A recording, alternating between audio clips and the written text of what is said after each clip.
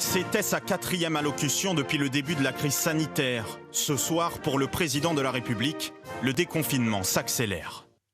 À partir de demain, nous allons pouvoir tourner la page du premier acte, en quelque sorte, de la crise que nous venons de traverser.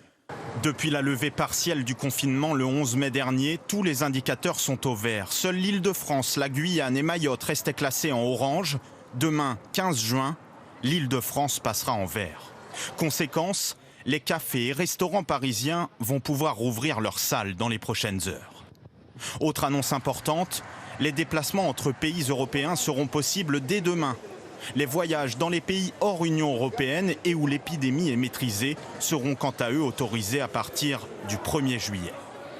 Le nouveau calendrier prévoit aussi le retour des élèves en classe, sauf des lycéens.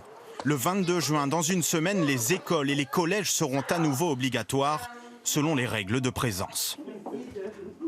Nous allons donc pouvoir retrouver le plaisir d'être ensemble, de reprendre pleinement le travail, mais aussi de nous divertir, de nous cultiver.